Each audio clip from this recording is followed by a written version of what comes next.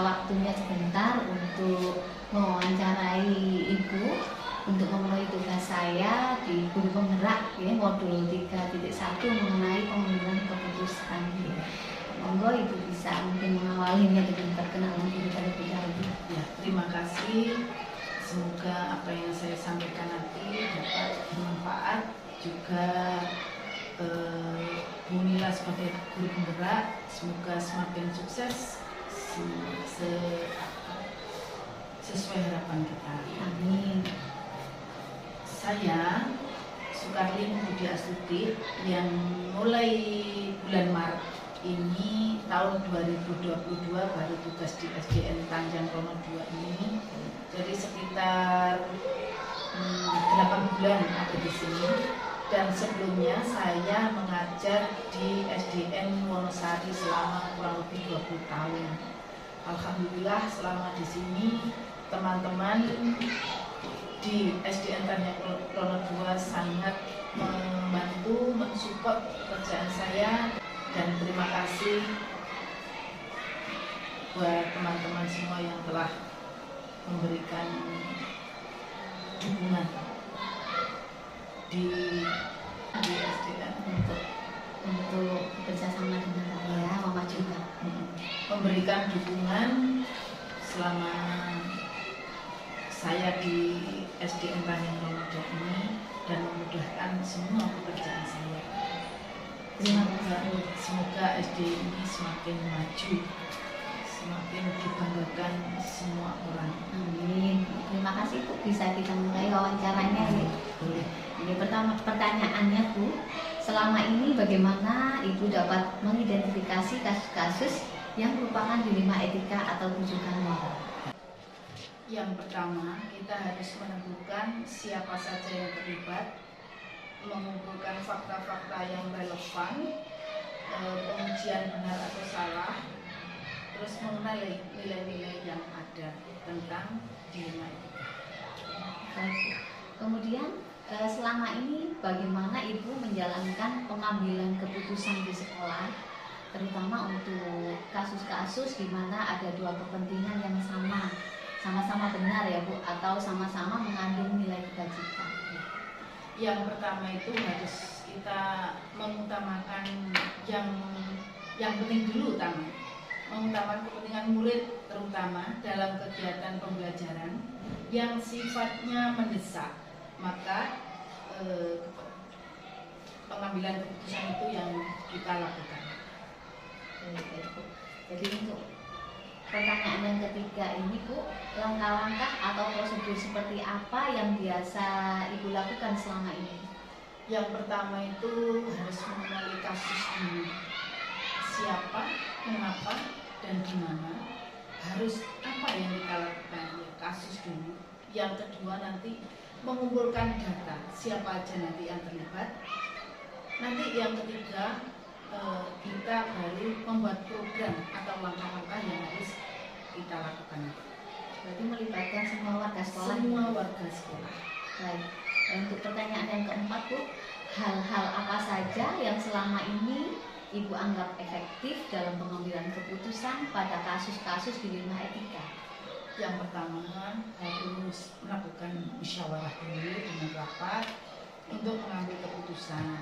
Siapa aja yang harus kita bawa ke rapat itu, yaitu pertama semua warga sekolah, terutama. Yang kedua komite serta paguyuban. Jadi semuanya akan terlibat. Setiap ada permasalahan seperti itu ya Bu? Ya, insya Allah. Baik. Untuk selanjutnya, hal-hal apa saja yang selama ini merupakan tantangan dalam pengambilan keputusan pada kasus-kasus dilema etika?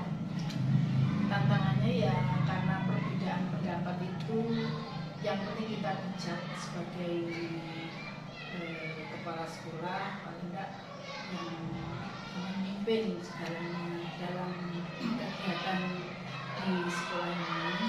Jadi perbedaan pendapat itu yang kita tangani, kita selesaikan dan melalui rapat atau melalui musyawarah. Insya Allah semua perbedaan itu akan kita wujudkan, kita selesaikan dengan baik. Baik Bu. Untuk ini berikutnya, apakah Ibu memiliki sebuah katakanlah atau jadwal tertentu dalam sebuah penyelesaian kasus di rumah etika? Apakah Ibu langsung menyelesaikan di tempat atau memiliki sebuah jadwal untuk menyelesaikannya? Bentuk atau prosedur seperti apa yang Ibu jalankan? Ya, tentu kita melakukan penyelesaian kasus itu dengan penjadwalan, karena kasus itu yang seakan-akan ringan bisa berat kalau kita salah memutuskan. Maka harus ada jadwal lebih dulu untuk mengadakan rapat bersama-sama dan semua permasalahan itu kita putuskan di rapat. Baik sekali Bu. Kemudian adakah seseorang Bu atau faktor-faktor yang selama ini mempermudah atau membantu Ibu dalam pengambilan keputusan dalam kasus-kasus di rumah etika?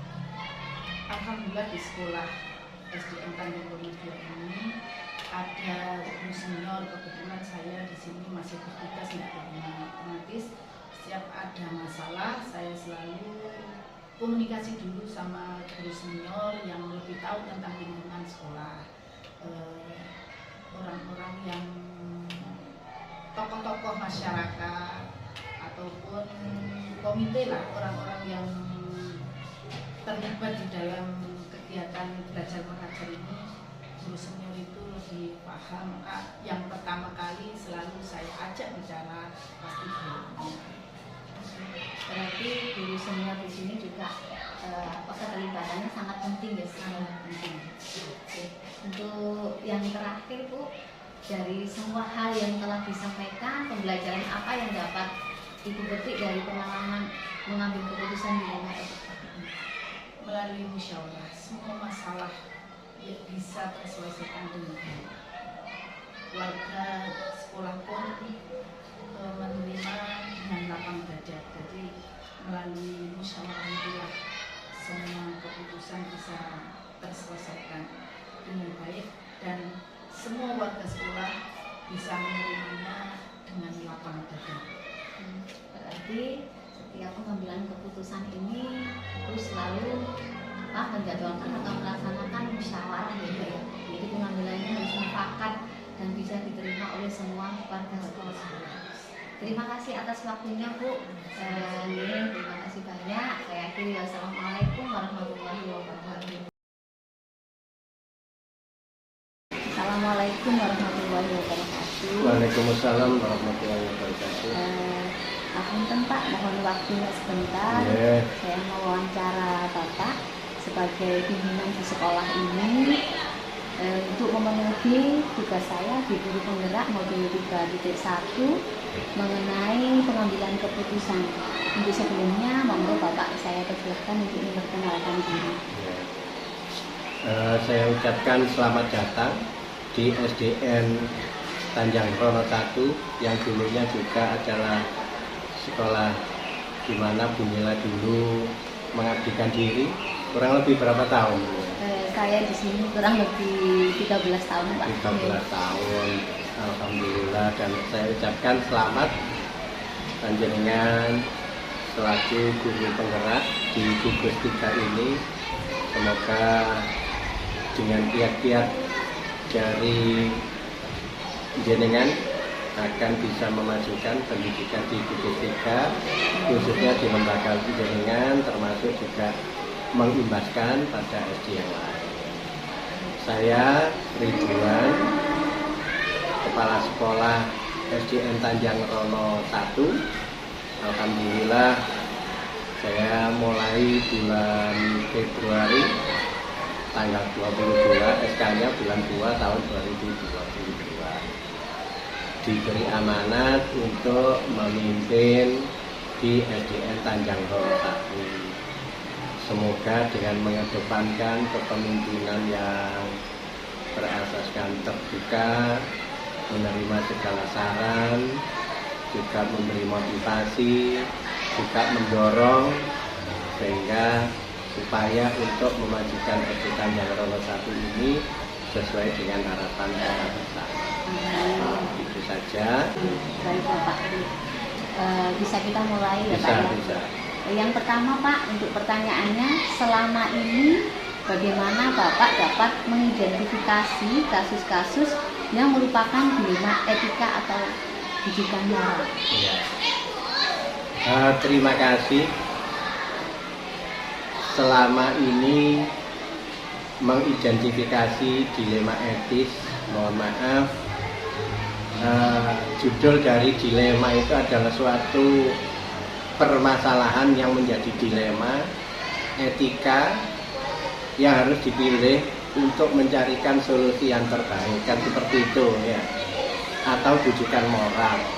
Artinya kita tidak menggunakan pendekatan secara keras atau melalui tingkat disiplin secara fisik, tetapi kita mengedepankan pendekatan coach atau pemimpin secara personal, sehingga kasus itu bisa terselesaikan dengan harapan semua menjadi senang sesuai dengan capaian yang diharapkan. Terkait dengan kasus dilema etis, sesuai dengan apa yang saya baca, apa yang saya perhatikan, terus dengan seksama, ini kalau kasus-kasus itu saya sudah sering kepada teman-teman guru untuk menindaklanjuti, mengidentifikasi, melaporkan, juga melakukan tindakan, mengevaluasi. Saya memberikan pemetaan kasus dilema etis itu, kalau di tingkat sekolah dasar itu adalah diantaranya yang sangat tren saat ini adalah bullying atau perundungan. Kemudian ada juga saya identifikasi tentang pelecehan seksual. Ada ini karena anak mulai dari tahapan kelas 5 dan 6 itu sudah masuk pada masa pubertas, sehingga juga ada walaupun kecil. Itu saya kelompokkan seperti itu. Untuk pertanyaan berikutnya Pak, selama ini bagaimana Bapak menjalankan pengambilan keputusan di sekolah, terutama untuk kasus-kasus di mana ada dua kepentingan yang sama dan sama-sama benar ya Pak, kemudian sama-sama juga mengandung nilai kebajikan. Ya.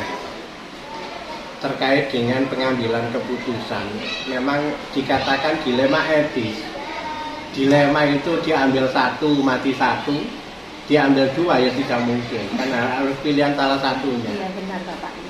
Nah, saya memperhatikan kasus itu sumbernya dari mana. Maka saya selain sudah saya klarifikasi untuk kasus dilema etis itu masuk identifikasi apa, kasus dilema etis itu asalnya juga bisa saya kategorikan berasal dari peserta didik. Itu bisa muncul juga.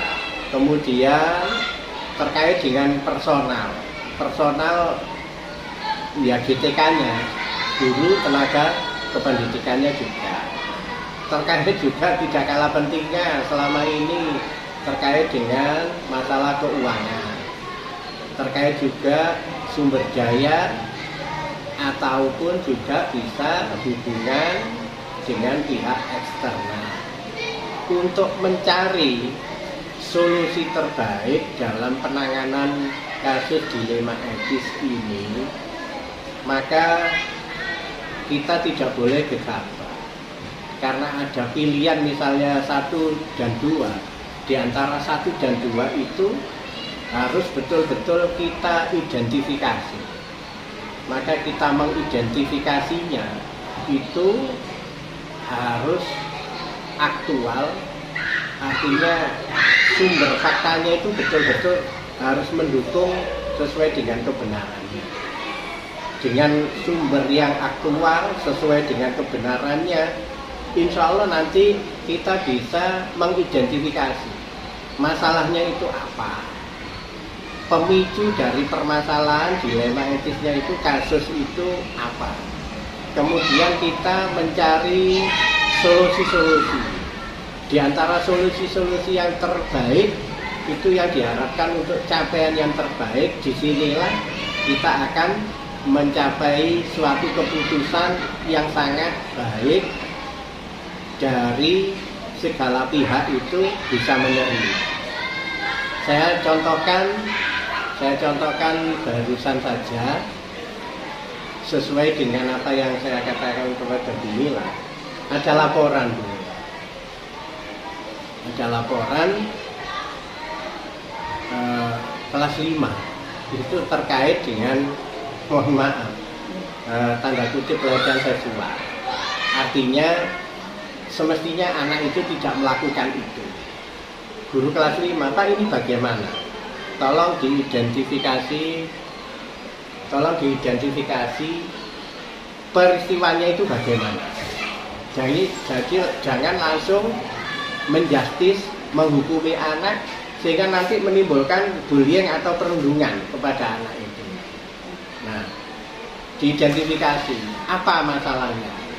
Ini Pak, anak laki-laki menyentuh anggota tubuh anak perempuan. Penyebabnya apa kok bisa seperti itu? Saya suruh mencari faktor-faktor apa yang bisa menciptakan situasi itu sehingga anak bisa melakukan itu. Akhirnya saya suruh untuk menggali yang namanya data-data akurat itu. Disebutkan satu, ketika waktu istirahat Pak. Contoh paling sederhana, berarti kita carikan solusi. Terus pelakunya siapa? Anak-anak Pak. Apakah jenengan pernah memberikan suatu teguran dan lain sebagainya? Saat itulah kita untuk mulai action untuk mencarikan solusi terbaik. Sehingga kalau sudah dicarikan solusi terbaik, salah satu contohnya anak dikumpulkan, tapi tidak seluruh anak itu dikumpulkan. Karena apa? Di sini termasuk dilema etis. Anak dikumpulkan, ya kalau tidak yang lain itu meniru. Saya ingin mencoba kalau gitu. Nah, salah satunya adalah kita kumpulkan yang bersangkutan, kemudian dari yang bersangkutan itu kita memberikan suatu bentuk bimbingan yang sesuai dengan harapan. Artinya jangan sampai hukuman itu malah menimbulkan suatu munculnya peristiwa yang baru sehingga menjadi lebih kuat. Nah, solusinya setelah itu kita cari. Maka diantaranya ketika waktu istirahat, karena waktunya, saya lihat porsi waktunya, maka waktu itulah lakukan pendampingan kepada anak. Kalau memberi tugas pun juga bisa, sehingga saya bagi titik-titiknya.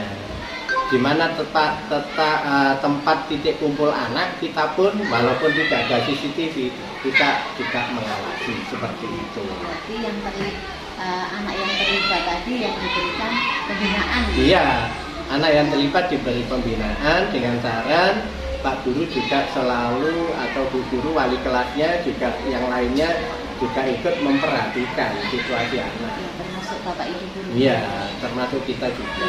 Ya. Kemudian ini Pak, langkah-langkah untuk prosedur seperti apa yang biasa Bapak lakukan selama ini? Langkah-langkahnya. Langkah alhamdulillah untuk mengambil suatu keputusan untuk mewujudkan capaian harapan kita bersama dalam rangka mengidentifikasi kasus dilema etis ini. Langkah yang pertama sudah saya katakan tadi, menentukan sifat situasi terkait dengan peristiwanya, salah ataupun salah, benar atau benar, artinya peristiwa itu betul-betul terjadi. Kita menuju pada akurat. Jadi keakuratan berita. Terkadang anak-anak itu cerita itu laporan dengan peristiwanya juga bisa terjadi ketidakbenaran. Maka langkah pertama kita harus meyakinkan situasi pada dilema etis itu benar, memang benar terjadi adanya. Itu yang pertama. Sehingga ditindaklanjuti dengan langkah berikutnya adalah memperjelas fakta-fakta. Fakta-fakta untuk apa? Untuk mengambil keputusan. Dalam artian memperjelas apa? Data-data. Data-data dari contoh yang saya utarakan di awal tadi tentang terkait misalnya pelecehan seksual. Maka data-data itu harus betul-betul akurat. Siapa yang menjadi korban, siapa pelakunya, di mana, kapan, bagaimana kejadiannya itu. Walaupun tidak ada secara terekam video, tetapi anak-anak itu diberi keleluasaan untuk benar-benar ungkap fakta yang ada. Selanjutnya setelah tahu, oh iya memang terjadi, maka kita identifikasi pihak yang terkait, siapa yang harus bertanggung jawab. Nah, karena mohon maaf aku bilang ya, tidak serta-merta menyalahkan anak. Tidak serta-merta menyalahkan anak. Mungkin yang terkait satu diantaranya pihak di lembaga, guru kelasnya mungkin kurang perhatian, itu kan bisa memicu.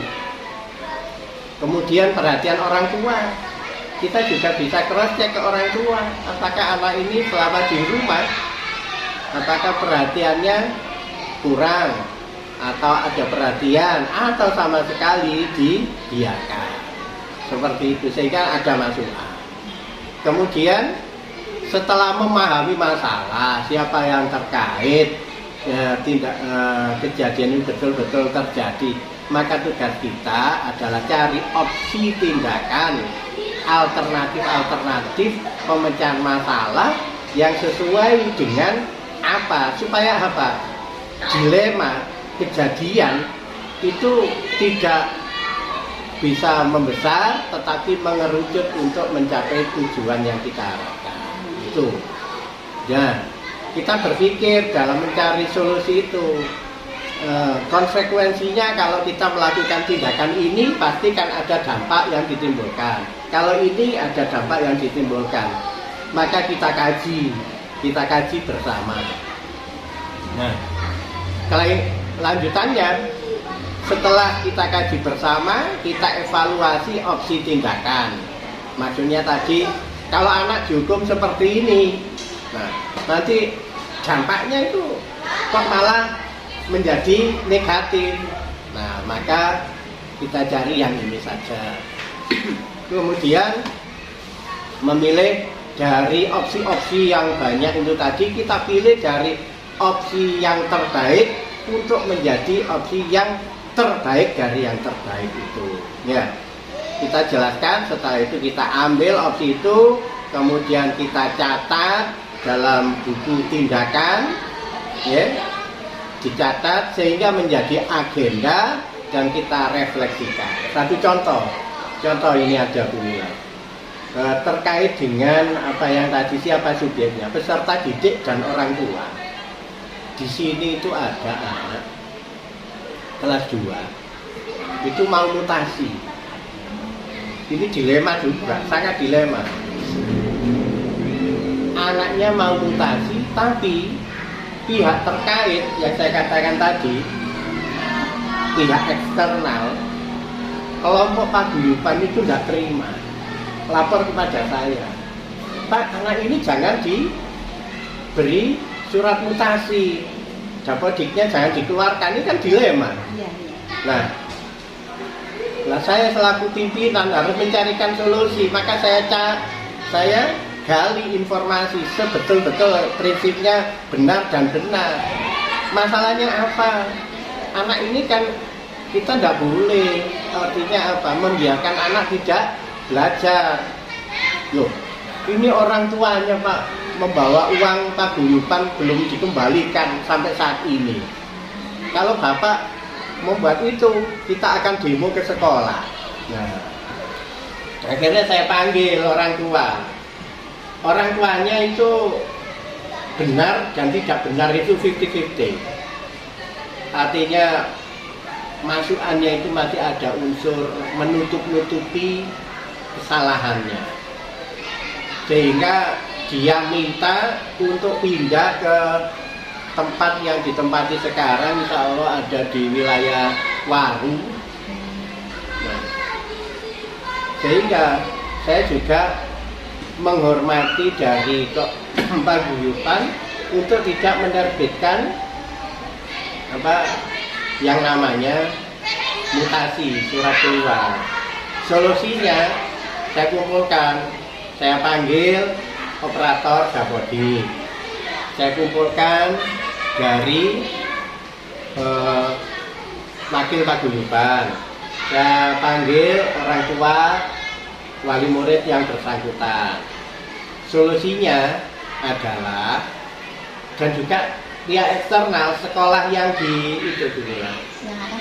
yang akan dituju, sekolah yang sudah dia sekolah di sana, tapi dengan catatan misennya itu masih di sini, cuma mengalami pembelajarannya di sana. Nah, sehingga apa? Wali murid pun juga saya beri plus dan minusnya. Anak ini kalau tidak diberi rekomendasi mutasi, kita pun juga salah. Tapi kalau saya beri rekomendasi, saya jenengan salahkan, kan seperti itu. Nah, ini dilema etis.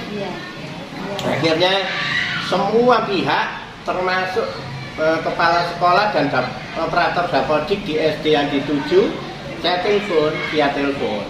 Dia menyadari, wali murid menyadari, kemudian wali murid ya dan paguyuban menyadari, pokoknya tanggungannya itu dilunasi, Dapodik akan saya mutasi ya, sehingga sana bisa keluar. Dan di sana sekarang dengan catatan anak tetap sekolah ya, sehingga nanti kalaupun begitu, loh, solusinya bagaimana? Anak itu nanti bisa, mohon maaf, gurunya saya minta kirim nilai, terbitnya masih sini. Oh, dari sini. Iya, sehingga itu menyelesaikan masalah. Kalau anak-anak ini tidak di sana, nggak boleh, tidak mutasi, tapi kita tidak koordinasi dengan sana, anaknya kan tidak sekolah. Akhirnya kita yang kena. Berarti kita membiarkan anak tidak mengikuti program wajib belajar. Berdasarkan rasa kasihan Ya, juga. kasihan juga. Itu saya kira pernah yang saya alami kasus dilema etis yang saat ini, dan langkah-langkah itu sudah saya rumuskan dan sudah saya komunikasikan semuanya, akhirnya clear antar lembaga sini dengan yang dituju. Alhamdulillah wali murid menerima anaknya sekolah, tapi dengan ada catatan-catatan sehingga tanggung jawab orang itu, oh ternyata masalah keuangan saya bisa seenaknya, sehingga tidak seperti itu. Akhirnya langkah-langkah sekarang diangsur, mendekati sudah. Nah, tapi nanti karena kita harus komit bahwasanya saya transparan, kalau selesai secara otomatis langsung bisa tarik data kamu. Ya, Seperti itu. yang baik ya, Ya, Pak. terkait itu. Oke. Untuk berikutnya Pak, untuk hal-hal apa saja yang selama ini Bapak anggap efektif ya, dalam pengambilan keputusan pada kasus dilema tersebut? Ya, yang sangat efektif satu tadi ya, adalah hal-hal yang efektif itu satu pada prinsipnya adalah kebenaran dari fakta kasus itu. Kemudian pihak-pihak yang terkait dalam kasus dilema yang saya sebutkan tadi. Kemudian opsi yang terbaik di antara yang terbaik dengan memikirkan antara sisi positif dan sisi negatif, sehingga menjadi opsi yang terbaik jalan keluar dari pemecahan masalah itu.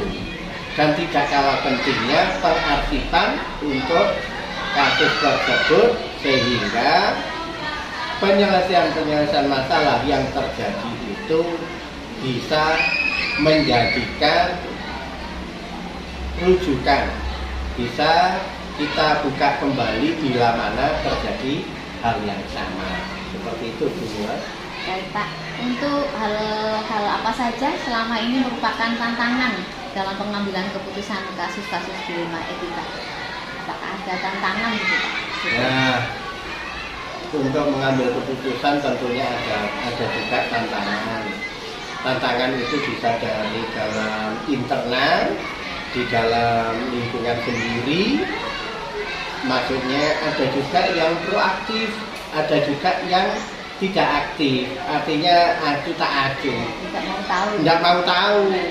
Nah, kejadian itu semisal ternyata dari wali kelasnya ya sudah dilaporkan biasa. Hal itu kan juga menjadikan tantangan. Kalau proaktif mesti ikut bagaimana mencari solusi yang terbaik. Nah, hal-hal seperti itu maka kita pun juga karena apa di sekolah itu tentunya masalahnya sangat kompleks sekali. Terkait juga tentang kedisiplinan, terkait dengan tugas, tentunya juga penuh dengan tantangan-tantangan. Termasuk juga dengan pihak eksternal di luar itu juga tantangan. Artinya kita perlu memperjuangkan itu hal-hal yang mungkin menjadi kasus dilema etis. Kita pun harus koordinasi dengan paguyuban, koordinasi dengan komite, koordinasi dengan tokoh-tokoh terkait. Tantangannya adalah satu contoh, sudah kita agendakan, ternyata beliau ada tugas lain. Itu tantangan kan salah satu bentuknya. Misalnya kita sudah mengunjungi, ternyata beliaunya ada tugas luar. Sehingga waktu yang sudah dijadwalkan itu tertunda. Kalau tidak kerja keras, tantangan itu akhirnya terbengkalai. Nah, ini salah satu bentuk kecil tantangan. Nah, sehubungan dengan ini Pak, pertanyaan berikutnya ini, berarti apakah Bapak memiliki sebuah tata cara atau jadwal tertentu dalam sebuah penyelesaian kasus dilema etika? Apakah Bapak langsung menyelesaikan di tempat seketika itu atau memiliki sebuah jadwal untuk menyelesaikannya? Bentuk atau prosedur seperti apa yang Bapak jalankan? Saya menjalankan ini berdasarkan penjadwalan, artinya ada dua hal, ada yang terjadwal, ada yang insidental. Artinya setiap ini saya selalu mengingatkan kepada teman-teman secara berkala setiap bulan.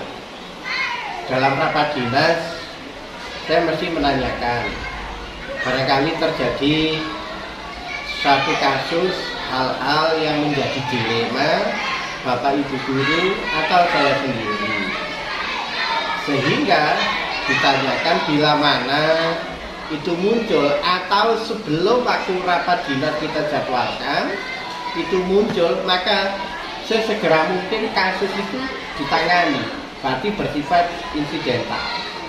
Jadi datangnya itu sesuai dengan waktu kejadian, maka saat itu harus kita tangani. Karena apa? Agar kasus itu tidak menjadi larut, sehingga larut terbengkalai, kasus itu tidak terselesaikan masalahnya, sehingga masalahnya menjadi menumpuk. Berarti lihat situasi dan kondisi di Satu contoh insidental sekali. Contoh ini saya memperhatikan di pembelajaran. Cara itu lari mengitari lapangan. Ini yang ketahuan saya pribadi. Jadi kebetulan ini adalah kasus yang perlu dicarikan solusi yang terbaik. Memang langsung saya beritahu kepada yang bersangkutan, ini hal yang perlu menjadi penanganan khusus karena pihak eksternal ini juga menyoroti.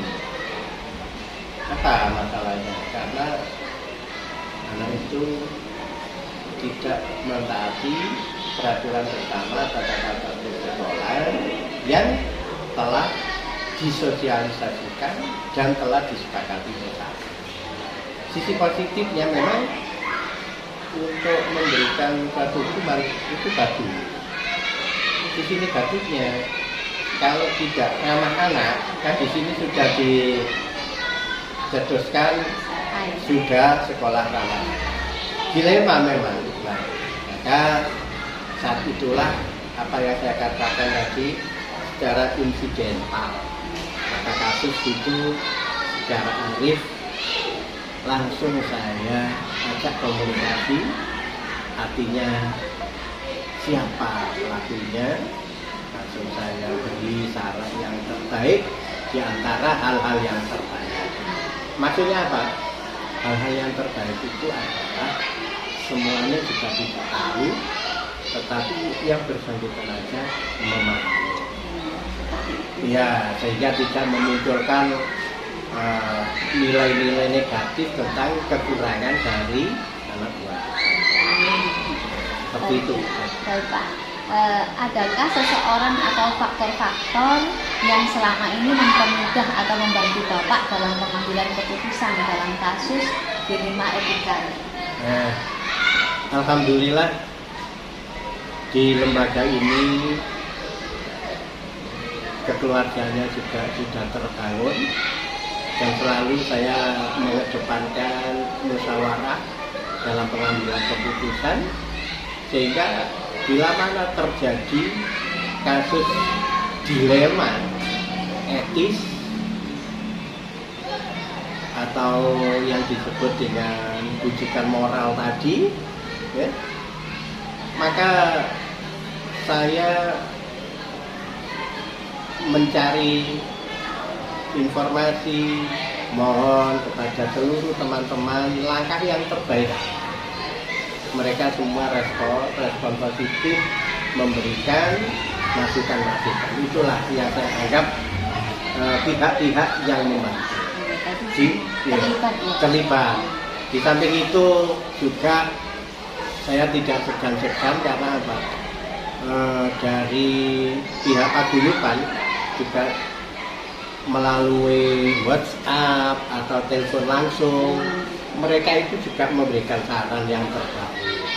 Dan juga saya juga mohon maaf sering keliling ke warga sekitar untuk bila mana terjadi kasus seperti itu, maka saya cari masukan solusi yang terbaik. Mereka pun juga tidak bungkam, tidak diam diri, tetapi memberikan masukan yang baik. Alhamdulillah, berarti banyak dukungan baik internal maupun eksternal. Berarti terjalin komunikasi yang baik, alhamdulillah. Internal maupun eksternal ya Pak.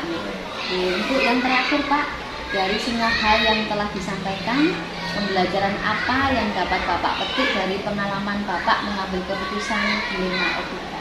Alhamdulillah, pelajaran yang terbaik, sesuatu hal, permasalahan menyeruak muncul itu tidak bisa diselesaikan secara personal, akan tetapi akan menjadi suatu keputusan yang terbaik bila mana terjalin musyawarah.